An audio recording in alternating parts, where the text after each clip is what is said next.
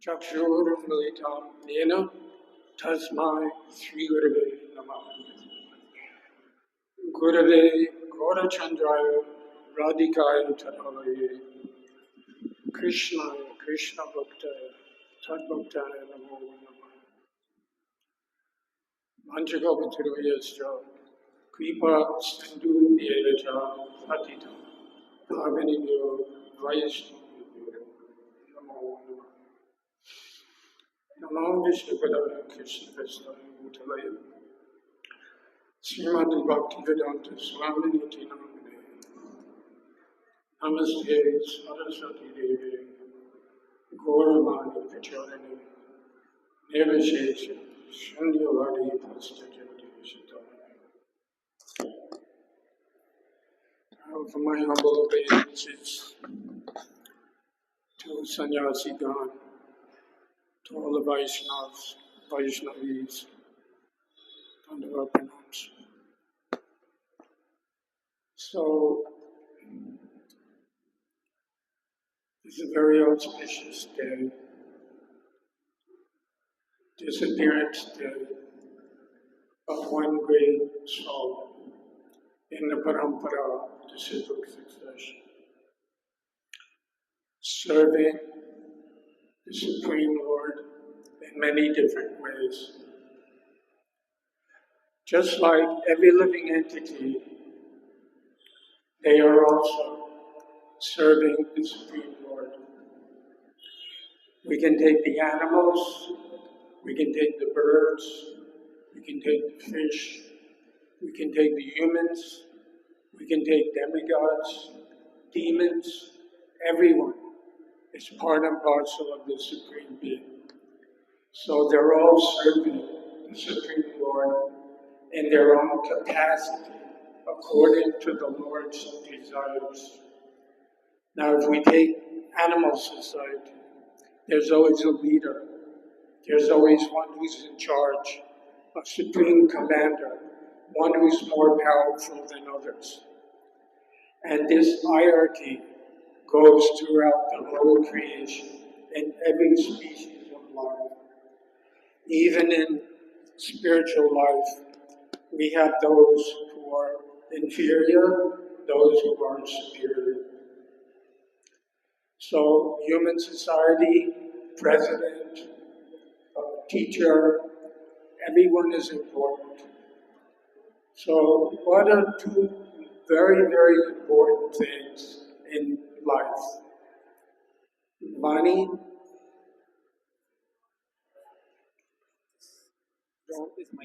Vani means physical presence, and vapu, or instructions. It is going on in all species of life since time immemorial.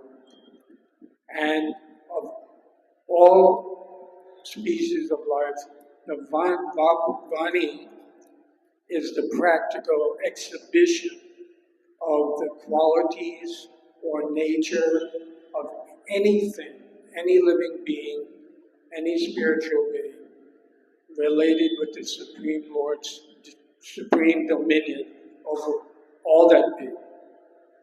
So it's coming from the Supreme Lord, this sentient being, this personal being, even in animal society. Although they're animals, they have no understanding of what it means to be perfect, to be human, to be even somewhat humble, or somewhat merciful, or somewhat gentle, somewhat tolerant. But in all these different categories that we take, what is the most important thing? As we hear in all of Shastra, Trinadapi Sunichena, Tarorapi Sayasuna, Manina, Manadena, Kirtaniya Sudharana. Humbleness, humility, the willingness to accept the fact that I am not the Supreme Lord, the Supreme Controller, This is very, very, very difficult to comprehend because we're in the material world and we have our egos. And Prabhupada used to say, the whole world is grappling or struggling for existence. Everyone's wanting to dominate. Hardly any humility at all. Hardly any humility. Unless they come in contact with the Vani and the Vapu of someone who has that supreme realization that God is the controller of everything, and to understand His divine plan in relationship to every living being, every circumstance, every situation that we come. He's the supreme controller. So to acknowledge that, we need to have someone who's realized in this thing. There's a difference between ordinary perception with the material senses, which is called gyan. So we've accumulated this gyan, but with the false idea that I will dominate or I will control. So this gyan, knowledge is there, but it has to be turned into realization of actually who is in charge, who is the supreme controller. Now, all our parampara, our disciplic succession, are totally immersed in humility, tolerance, mercy, kindness, forgiveness. These qualities are stated in the Sriman Bhagavatam. These qualities are Krishna's most important, pleasing to him. Mercy, tolerance, forgiveness, and forget the other one. There's 4. Anyway, so in the Bhagavatam. So this Bhagavatam, or these teachings that we're getting through Guru Parampara, is the ripened fruit of the tree of the Vedic knowledge. This is not different from the Supreme Lord. That Guru, for instance, Srila Sridhar Maharaj, he's coming in the line of, I believe it's Bharadaj. Yes? Bharadaj? His lineage. Bharadaj.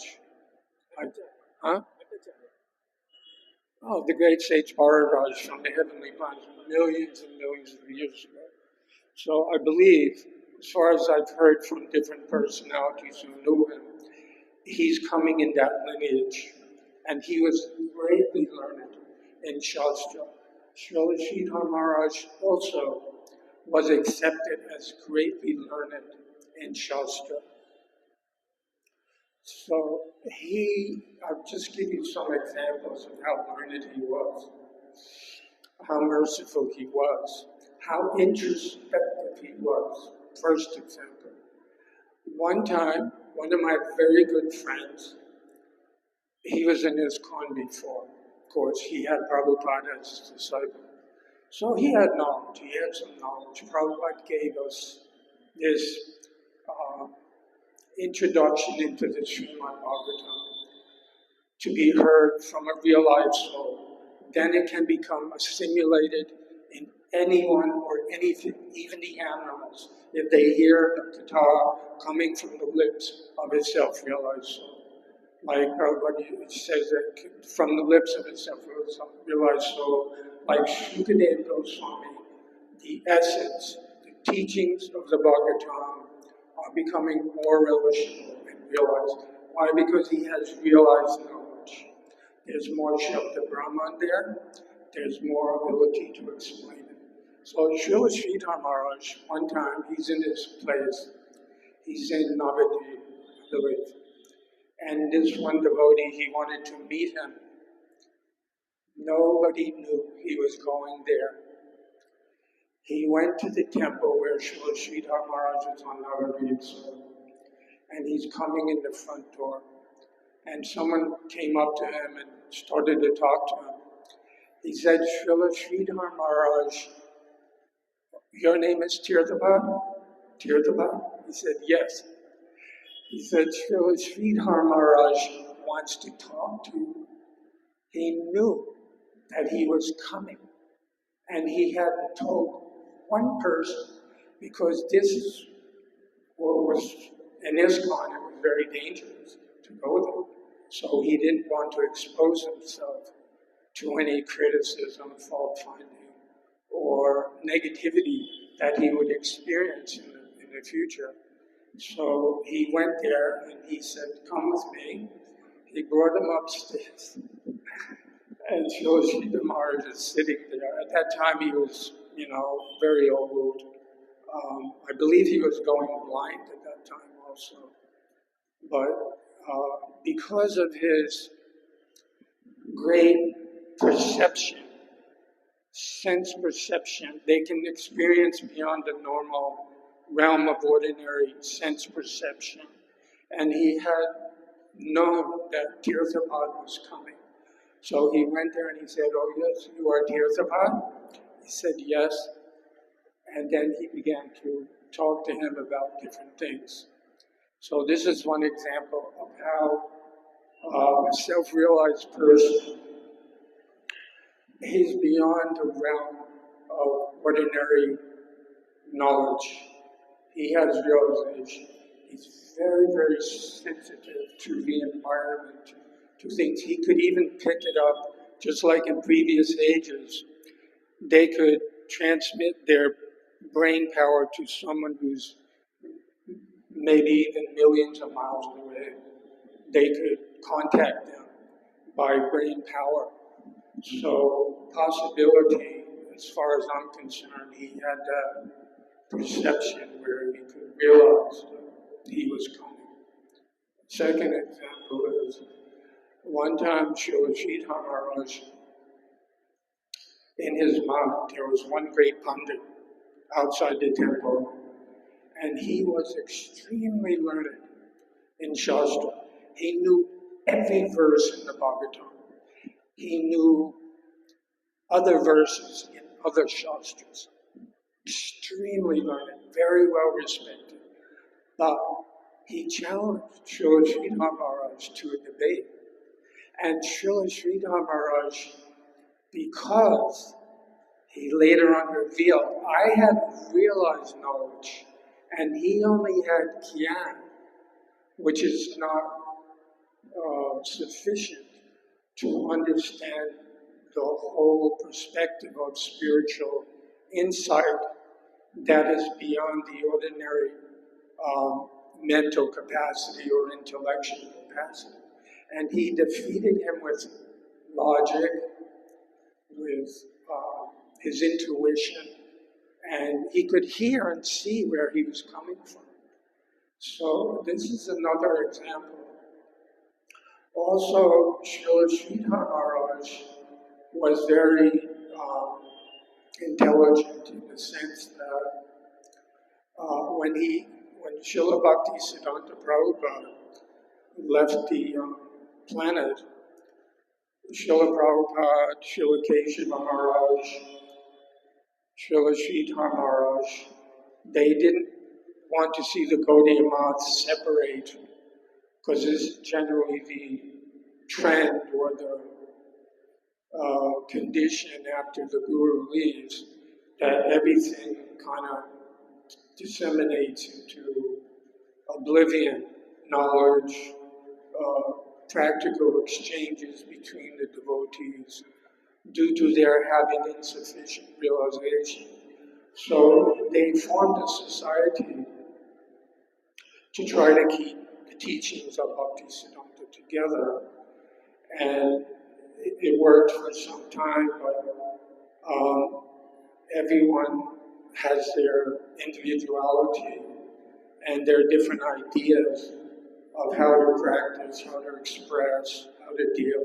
So there was controversy over something there within that group. I believe it was on the books, maybe that's one of them. It was on the Shastra, the books, that I think Srila Sridhar Maharaj had been given by Bhakti Siddhanta. So he didn't want to give them for general use. This is what I remember. And then they had a split. But what is the problem? Srila Sridhar Maharaj, Prabhu,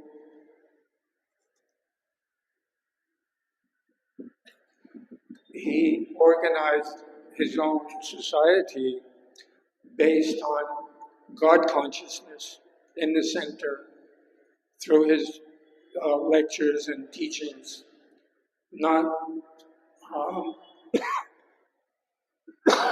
society conscious. Because society conscious is like, has a beginning. Like even if we take the Vedas, they have a beginning. There's a beginning. But God consciousness is eternal.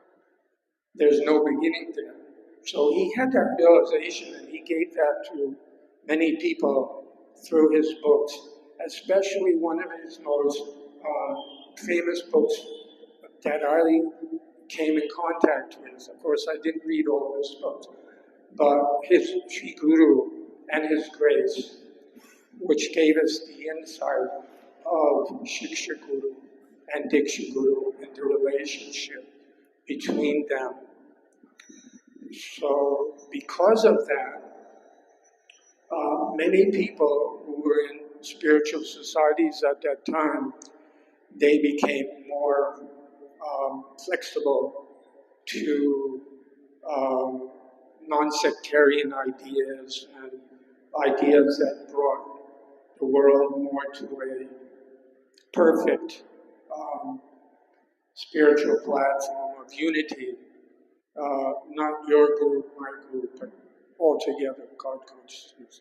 So even today, we follow Narayan Maharaj in an organized society, but many people in ISKCON and Srila Sridhar Maharaj and also here may also find that a little bit difficult, and there's no harm if they worship the Guru that they've been initiated by, not through the society, but just through the general instructions.